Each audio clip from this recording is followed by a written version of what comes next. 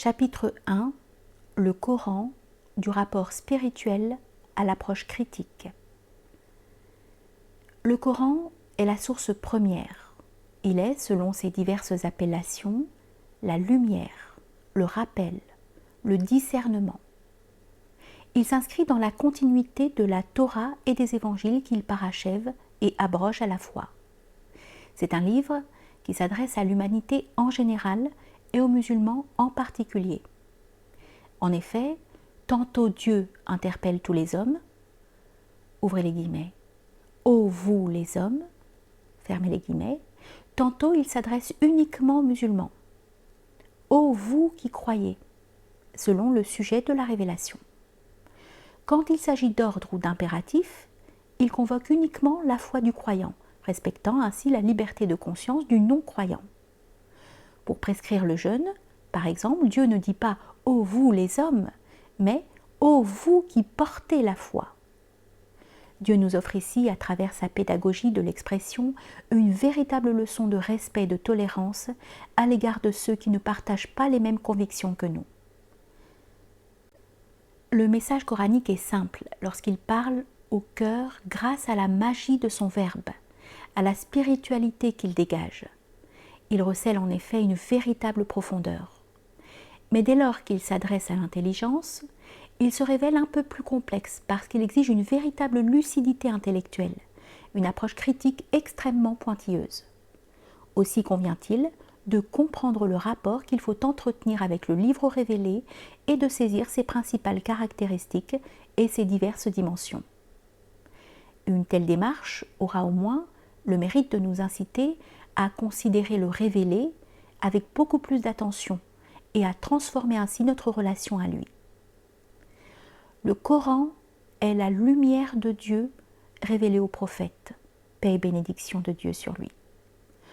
En langue arabe, par l'intermédiaire de l'ange Gabriel sur une durée de 23 années, que l'on peut diviser en deux grandes périodes. La première, mécoise, s'étend de la révélation jusqu'à l'émigration, Hijra, vers Médine. Elle dura 13 ans. Durant cette phase, les versets avaient trait essentiellement au fondement de la foi, la spiritualité, la morale, la vie future et plus particulièrement au tawhid, à savoir l'unicité de Dieu dans sa seigneurie, Rububiya. Ses noms, ses attributs, Asma et Sifat, et sa divinité, Uluhiyya. Ces fondements ont pour but de tracer aux musulmans un chemin unique et bien défini sur lequel ils bâtiront leur vie, loin de tout associationnisme, comme l'illustre cette parabole coranique. Ouvrez les guillemets. Dieu a cité comme parabole un homme dépendant de plusieurs maîtres associés qui se querellent à son sujet et un autre homme dépendant d'un seul maître. Sont-ils égaux? Fermez les guillemets. Sourate 39, verset 29. Il nous semble ici capital de mettre l'accent sur le sujet principal traité par la révélation durant les premières années et qui occupe les 3/4 du Coran. Il s'agit du dogme musulman, pilier sur lequel se bâtirent les principes et les valeurs de l'islam. C'est le substrat sur lequel repose toute la religion musulmane. Ce credo est notamment explicite de manière exhaustive et générale dans un hadith très célèbre, considéré par les savants musulmans comme la source d'où dérivent toutes les sciences de la sharia et comme la matrice de la sunna. Dans ce hadith, Omar rapporte que l'ange Gabriel leur apparut sous forme humaine et sous une très belle allure et posa 4 questions au prophète. Paix et bénédiction de Dieu sur lui. La première sur l'islam, la seconde sur l'iman, la foi, la troisième sur l'ihsan, l'excellence, et enfin la dernière sur as-sa'a, l'heure ou la fin du monde. Ce qui nous intéresse ici, c'est la réponse apportée à la seconde question, celle qui résume le dogme. Ouvrez les guillemets. L'iman, la foi. La foi, dit le prophète, alayhi salatu wassalam, c'est croire en Dieu, en ses anges, en ses livres, en ses messagers, au jour du jugement dernier et au destin, qu'il soit bon ou mauvais. Fermez les guillemets. Cela dit, il serait intéressant de soulever 3 points concernant la foi musulmane. Les piliers de la foi font pratiquement tous partie du domaine de l'invisible, el-Ghaib, ce qui d'emblée nous distingue de tous les non-croyants. En effet, le musulman ne se sent pas enfermé dans cet univers terrestre. Il est conscient de l'existence d'un autre monde qui l'accompagne et qui, surtout, a un impact spirituel et moral sur sa vie. En effet, la conscience qu'il a de la présence des anges et des démons, du jour du jugement dernier, du destin, influence ses gestes et ses paroles, le conduisant ainsi à adopter une éthique du bon comportement. En d'autres termes, sa vie dans ce monde palpable est orientée par sa conscience de cet autre univers inaccessible à la raison. Plus on a conscience de la présence de ce que l'on ne voit pas, et moins l'on sera attaché à ce que l'on voit. Autre chose, en jetant un regard plus perspicace sur les piliers de la foi, on remarque selon l'ordre établi dans le hadith que dans les 2 premiers piliers, Dieu et les anges sont du domaine du présent. Les 2 suivants, les prophètes et les livres, du passé. Et enfin, les 2 derniers, le jour de l'ultime jugement et le destin, du futur. Cette classification ne doit rien au hasard. Elle est au contraire minutieuse. Ta croyance en Dieu et aux anges présents doit se faire à la lumière des livres et des prophètes du passé pour t'assurer un bon destin dans le futur, au jour du jugement dernier. De ta lecture du passé dépend ton présent, lequel détermine ta place dans le futur. Ces 2 premiers points nous montrent que la foi doit s'inscrire dans une conscience particulière de l'espace et du temps. Porter la foi, c'est détenir les réponses à ces questions existentielles qui ne cessent de tourmenter les athées. D'où je viens? Pourquoi je vis? Et où est-ce que je vais? Ce disant, tous les piliers de la foi reposent quant à eux sur le premier, celui de la croyance en Dieu, sujet qui jalonne tout le Coran parce qu'étant son objectif, sa finalité. Le Coran a été révélé pour inviter les hommes à la connaissance ou à la reconnaissance du transcendant. À ce propos, la croyance en Dieu a fait couler beaucoup d'encre, notamment celui des philosophes. Certains l'ont reconnu, à l'exemple de Descartes, d'autres l'ont ressenti, comme Pascal, alors que d'autres encore l'ont déclaré mort. Et c'est le cas par exemple de celui qui faisait parler Zarathustra, Nietzsche. En islam, la croyance en Dieu est le premier pilier de la foi. Cependant, croire en Dieu ne consiste pas uniquement à formuler cette foi avec sa langue.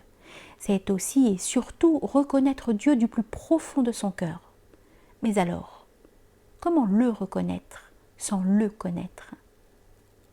Dieu, avant de nous ordonner de croire en lui, s'est d'abord présenté à nous à travers ses noms et ses attributs, afin que nous puissions avoir une idée précise de sa majesté, de son unicité et surtout de sa miséricorde.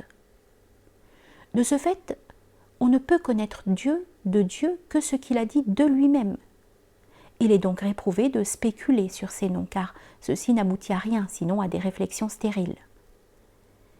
Il existe, selon les savants, plusieurs chemins qui mènent à Dieu, parmi lesquels 3 se distinguent plus particulièrement. Premièrement, la raison. L'on peut user de son intelligence pour observer l'ordre du monde, jusqu'à reconnaître la puissance et la miséricorde divine.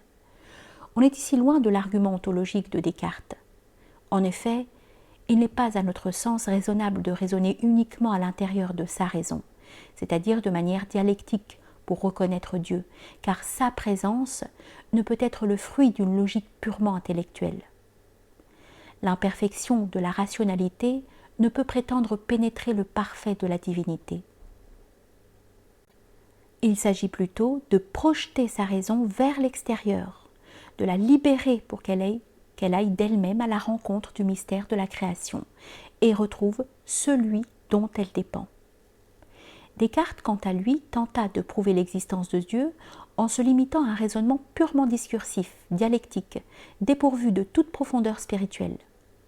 Or, la raison ne peut se suffire à elle-même pour accéder à la connaissance de Dieu. Elle peut certes s'en approcher, mais sans jamais parvenir à la pénétrer. Ceci dit, en islam et contrairement à la tradition chrétienne, l'usage de la relation ne contredit en rien la foi. La raison vient confirmer la foi et surtout la renforcer. D'ailleurs, cette faculté de l'homme est fréquemment interpellée dans le Coran pour l'inciter à reconnaître les signes de Dieu. Nous citons « Des signes pour les doués d'intelligence » Sourate 3, verset 190. « Des signes pour ceux qui questionnent » Sourate 12, verset 7. De plus, beaucoup de passages du Coran parlent de la création et de l'univers à travers lesquels Dieu se manifeste et dont les signes ne sont accessibles qu'à ceux qui activent leur raison. Arrêtons-nous sur un passage très éloquent du Coran où Dieu nous interpelle. Le soleil et la lune évoluent selon un calcul minutieux et l'herbe et les arbres se prosternent. Sourate 55, versets 5 et 6. En méditant ce verset, on s'aperçoit qu'il parle à l'homme de deux manières distinctes. En commençant d'abord par convoquer son intelligence pour méditer rationnellement sur le calcul minutieux du soleil et de la lune, pour ensuite éveiller la clairvoyance de son cœur, el-basira, pour observer spirituellement la prosternation de l'herbe et des arbres. En l'espace d'un verset, Dieu fait appel à deux facultés de l'homme, l'intelligence et le cœur, la raison et la foi. Il n'y a donc aucune contradiction entre ces deux entités, bien au contraire. La raison est là pour consolider la foi. D'ailleurs, s'il a d'abord orienté l'intelligence vers la lumière du soleil et de la lune, c'est pour faire ressentir ensuite au cœur l'air pur qui se dégage de la prière de l'herbe et des arbres. L'islam répugne à la croyance aveugle et promeut avec force l'adhésion du cœur par la compréhension de l'intelligence. Ce fut même le premier appel de Dieu au prophète. Lis. Sourate 95, verset 1. Deuxièmement, el-fitra, l'aspiration naturelle ou le souffle originel. La tradition islamique nous enseigne que chaque être humain a en lui une aspiration naturelle qui le pousse vers Dieu et qui l'incite à rechercher sa proximité. Ainsi est-il rappelé dans le Coran, ouvrez les guillemets, c'est Dieu qui a voulu que cette croyance fût inhérente à la nature de l'homme, el-fitra. Fermez les guillemets. Sourate 30, verset 30. C'est une voix silencieuse qui parle à ton cœur et qui t'incite à retrouver le chemin de la foi. Chacun de nous ressent quotidiennement ce souffle originel qui habite en lui. En effet, il nous arrive à tous de connaître ces moments où le besoin de prier et d'adorer Dieu se manifeste avec beaucoup plus d'intensité, ce qui est l'expression claire de cette aspiration. Certains ont répondu à son appel en adorant Dieu comme il sied, alors que d'autres l'ont étouffé, vivant ainsi dans l'angoisse et l'anxiété. C'est le cas notamment des athées et des matérialistes, qui ont cru trouver le bonheur dans les richesses et le matériel, bien illusoire de ce bas monde. Leur choix n'a fait qu'accroître leur angoisse. Pire encore, les biens de ce monde sont devenus la source de leurs principaux soucis. C'est qu'en réalité, le vrai bonheur se trouve dans la sérénité de la foi. En effet, comme le précise l'éminent savant Youssouf el-Qardawi, ouvrez les guillemets, la sérénité est sans aucun doute la première source du bonheur. Mais comment peut-on y parvenir si elle ne provient ni de l'intelligence, ni du savoir, ni de la santé ou de la force, ni de la richesse, ni de la célébrité ou de la puissance, ni aucun des bienfaits matériels de la vie? Nous répondons sans hésiter à cette question que la sérénité émane d'une seule et unique source, à savoir la foi en Dieu et au jour dernier, une foi sincère et profonde, inaccessible au doute et exempte de toute hypocrisie. Fermez les guillemets. À la question de savoir pourquoi le croyant possède la sérénité, il répond, ouvrez les guillemets, la première cause de la sérénité du croyant, c'est qu'il vit en conformité avec la nature profonde selon laquelle Dieu l'a créé, une nature qui elle-même est totalement en harmonie avec l'ensemble de cet immense univers. Le croyant vit donc en paix et non pas en conflit avec sa propre nature. Fermez les guillemets. En effet, le trouble provient du fait que l'on vit en contradiction avec son aspiration première, c'est-à-dire le souffle originel qui aspire à Dieu. Troisièmement, la religion. Nous avons jusque-là vu qu'il était possible de connaître Dieu par ce qui est autour de nous, la création, et par ce qui est en nous, le souffle originel, el-fitra. Enfin, il nous reste le dernier moyen de le connaître et qui, cette fois-ci, est pour nous la religion. Celle-ci, en effet, nous apprend à travers le Coran, la Sunna et l'ensemble des récits prophétiques à connaître Dieu de façon claire et surtout à suivre la voie qui mène à sa proximité. Il n'y a pas meilleur moyen de reconnaître la transcendance que par la religion. Il suffit de revenir à sa parole, le Coran, et de s'attacher aux enseignements de tous les prophètes et messagers. La seconde période, quant à elle, s'étend sur une durée de 10 ans à Médine. Elle commence avec l'émigration du prophète, alayhi salatu wassalam, et se prolonge jusqu'à sa mort. Et c'est au cours de cette période que la majorité des lois fut révélée. Ainsi voit-on que le Coran fut révélé par fragments pour ancrer graduellement la foi dans les cœurs et établir progressivement les lois de Dieu. Durant la première période, l'ère mécoise, Dieu s'était particulièrement contenté de se présenter, se faire connaître, afin d'instaurer un climat de confiance, de sérénité et surtout d'amour, avant d'instaurer ses lois et son projet divin, ce qui se fera dans la période médinoise. Il a, autrement dit, éveillé la foi dans les cœurs avant d'imposer la loi aux intelligences. Une pédagogie divine qui initie au principe de l'éducation. Il s'agit d'aimer avant d'imposer, de se rapprocher avant de prescrire. D'autant plus que les gens de l'époque ayant des mœurs et des coutumes bien éloignées des principes islamiques, il fallait instaurer ce renouveau de façon progressive afin de faciliter l'adhésion, la compréhension et l'application du plus grand nombre. Durant la première période, il s'agissait de fonder la foi en Dieu dans les esprits en établissant un rapport entre le Créateur et les hommes, alors que la seconde période avait pour but d'appliquer les lois divines gérant les rapports entre les hommes, lesquelles lois sont de 4 types. Premier type, les lois qui visent à la préservation de la communauté et à la gestion des conflits. Deuxièmement, les lois relatives au développement et à la protection de la structure familiale. Elles concernent le mariage, le divorce et l'héritage. Troisièmement, les lois relatives au commerce qui définissent les transactions, les contrats de location, etc. Quatrièmement, les lois relatives aux crimes qui définissent les punitions ou les compensations pour différents crimes. Il faut cependant préciser que ces lois constituent un ensemble de grandes lignes et de directives valables en tout temps et tout lieu, et qu'il appartient à l'homme de les adapter à son contexte, en extrayant des règles spécifiques et fidèles aux principes islamiques. Le Coran est donc un livre de principes généraux qui a simplement et clairement dessiné les frontières de chaque domaine de la vie. Il n'existe pas dans le Coran un système social, politique ou économique précis et détaillé. Le Coran ne traite pas de tous les problèmes de la vie, mais il contient, de manière exhaustive et générale, la solution à tous les problèmes. C'est en effet un livre englobant tous les domaines de l'existence et contenant diverses dimensions. Dimension tout d'abord spirituelle. Plusieurs passages du Coran invitent à louer le divin, à apaiser son cœur, par le souvenir de sa présence et à ouvrir les portes des horizons qui sont au-delà de la perception sensorielle et de la raison. C'est là un moyen d'approfondir et d'intensifier sa relation à Dieu.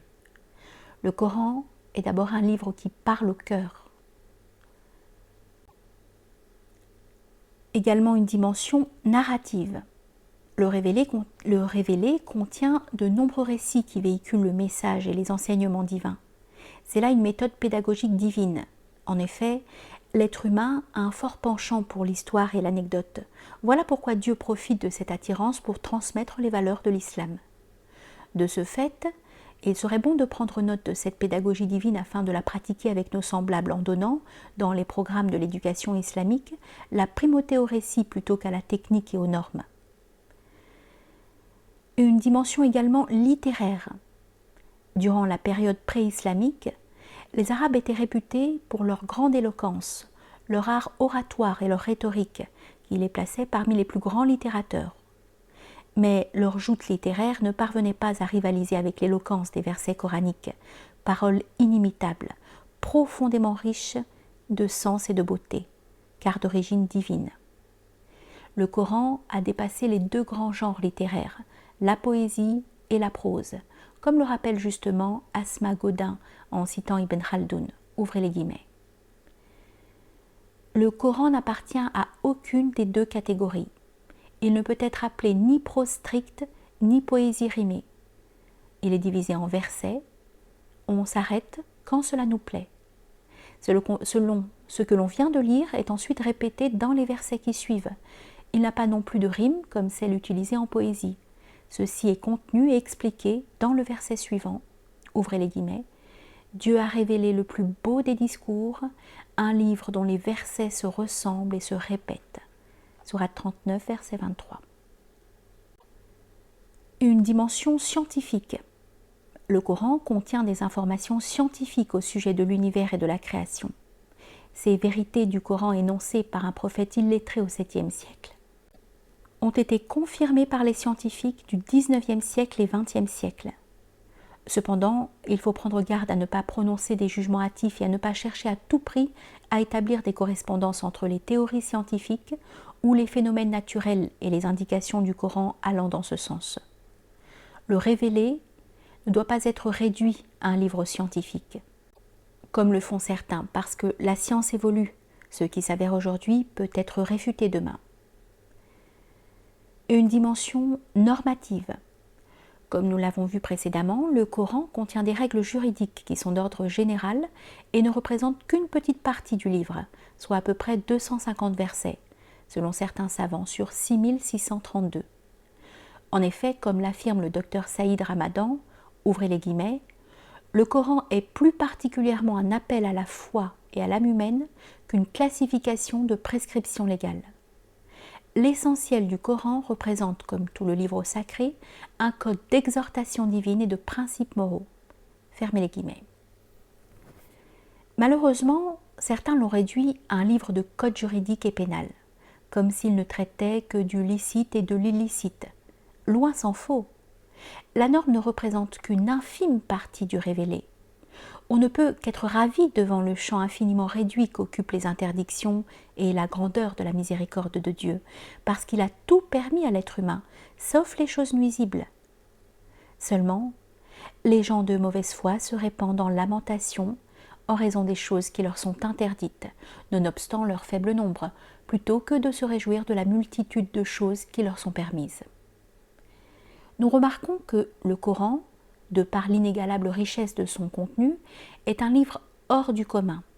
Il est sacré, bien que certains le réduisent à un simple ouvrage que l'on range parmi tant d'autres dans la bibliothèque, que l'on consulte uniquement pour guérir de certaines maladies ou pour trouver un verset justifiant une quelconque position ou opinion. Le Coran est un livre qui doit habiter et animer le quotidien du musulman, matin et soir, à travers des lectures d'adoration, d'apprentissage et de compréhension, pour ainsi aboutir à l'application de ces préceptes. Le révélé ne peut être seulement l'objet d'une lecture d'adoration temporelle ou d'apprentissage mécanique. Il exige une constance, une profondeur du cœur et une finesse de l'intelligence. C'est un mode de vie que le musulman doit mettre en pratique. Dans ce sens, Amr Khalid a raison de dire, ouvrez les guillemets, la différence qu'il y a entre nous et les compagnons est qu'ils recevaient le Coran pour en faire le point de départ de leur action et pour l'appliquer, alors que nous le recevons pour l'écouter et l'admirer. Fermez les guillemets. Nous avons ainsi l'exemple d'Abu Darda qui a fait don de sa plus belle palmeraie immédiatement après avoir entendu ce verset. Nous citons « Vous n'atteindriez la piété que si vous faites don de ce que vous aimez. » Sourate 3, verset 92. Dieu a créé l'homme et lui a révélé un mode de vie, le Coran, qui englobe toutes les dimensions de son existence de façon générale, afin de le préserver de l'égarement. Ce n'est qu'en respectant ce mode de vie que l'être humain pourra préserver son être dans sa globalité. Les paroles du Coran sont, selon l'expression coranique, des paroles lourdes, non seulement dans leur portée, mais aussi dans leur sens. Dans leur portée, mais aussi dans leur sens. Le livre a été descendu pour conduire les hommes des ténèbres vers la lumière, de l'oubli des êtres vers le rappel de l'être suprême, Dieu. En ce sens, il est un rappel de ce qui habite le cœur, une lumière qui revivifie la foi, qui répond à l'élan originel de l'être humain. Il est une corde solide que Dieu a intimement lancée aux hommes pour qu'ils s'y agrippent et s'élèvent ensuite vers lui. C'est en d'autres termes un moyen sublime que le divin a mis à la disposition des hommes pour qu'ils se rapprochent de lui. Il s'agit donc de trouver ou même de retrouver ce lien qui unit l'homme à son Créateur.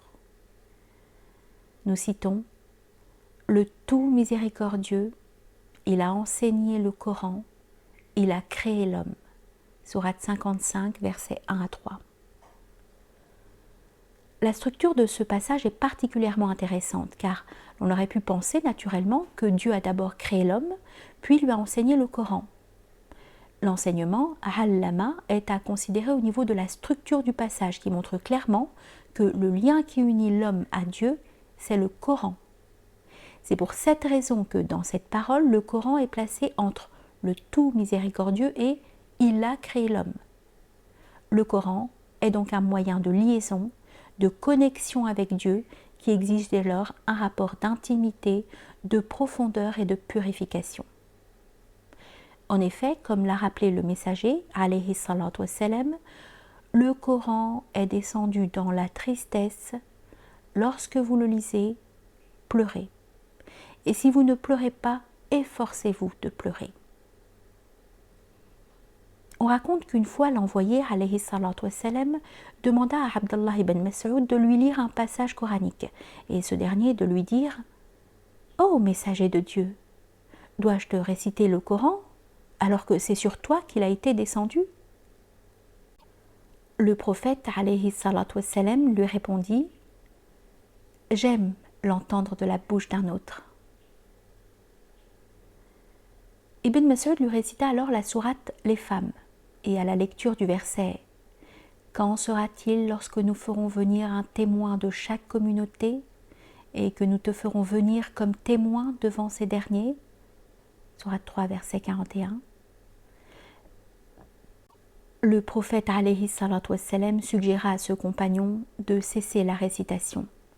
C'est alors qu'Ibn Mas'ud se retourna vers lui et remarqua qu'il pleurait. Bien entendu, il ne s'agit pas ici de considérer ces deux hadiths avec formalisme, en pensant que la qualité de la lecture se mesure à la quantité de larmes, loin s'en faut. Ce qu'il convient de comprendre de ces traditions, c'est l'exigence et la nécessité de l'effort de concentration et de recueillement à la lecture de la parole de Dieu. La récompense sera en fonction de l'effort fourni pour se concentrer et non selon la ferveur des pleurs.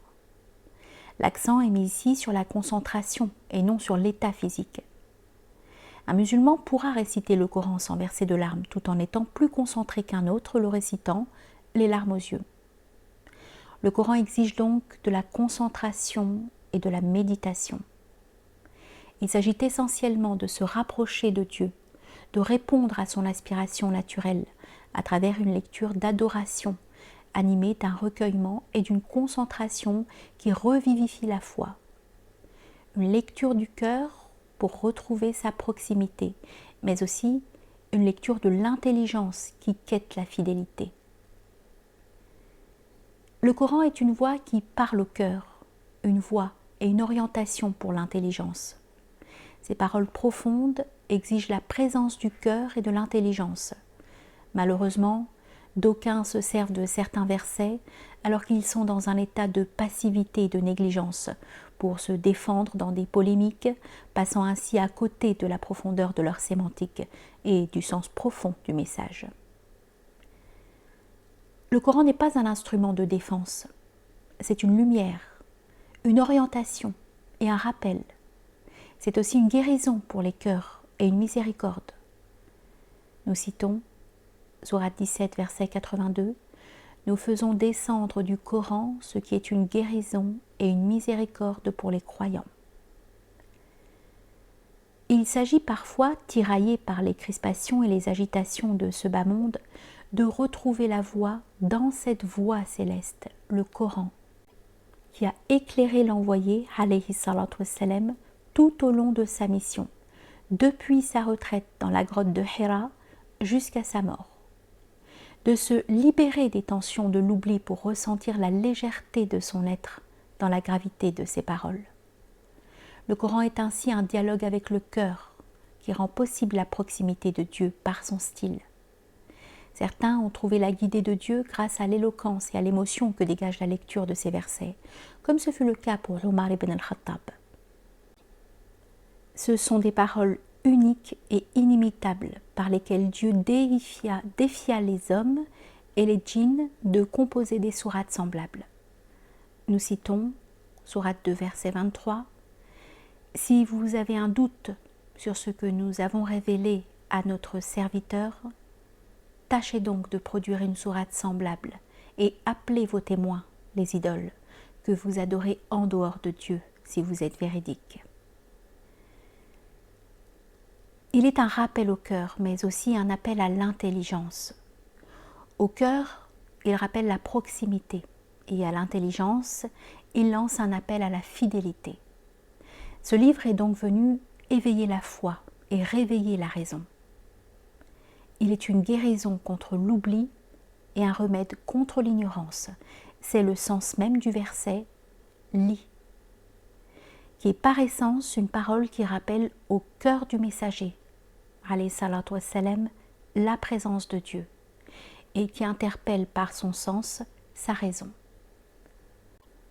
Ainsi, le cœur et l'intelligence doivent être sensibles au Coran, l'un en vue de l'adoration et l'autre pour son application. La raison cherchera au demeurant ce qui, dans le Coran, est abrogeant, nasir, pour ne pas appliquer l'abrogé, mansour. Elle s'attellera aussi à comprendre le sens de l'équivoque, mutashabbih, et veillera à ne pas interpréter l'évident, muhkam. Elle tiendra enfin compte des causes de la révélation, de certains versets, pour ne pas fausser leur sens. L'éclat de la foi dépend aussi de l'état de la raison. En d'autres termes, au niveau spirituel, le Coran éveille le cœur en concrétisant la proximité de Dieu par l'éloquence qu'il dégage dans sa récitation. Et sur le plan intellectuel, il exige un véritable travail rationnel pour chercher la fidélité. C'est ce que l'on qualifie en principe d'ijtihad. L'ijtihad est cet effort rationnel considéré par la majorité des jurisconsultes comme la troisième source du droit musulman et qui consiste à établir un lien entre le texte et le contexte. Somme toute, il ne peut y avoir d'ijtihad que si le texte est silencieux ou plus ou moins équivoque, et notamment quand le contexte nous incite à la relecture. En effet, le livre révélé ne donne que des directives et des principes, et c'est à l'intelligence qu'il revient d'apporter des réponses relatives à son contexte, dans la fidélité aux principes. Le Coran a tracé la voie qu'est la sharia, en dessinant un paysage de principes qui sont généraux, absolus et immuables.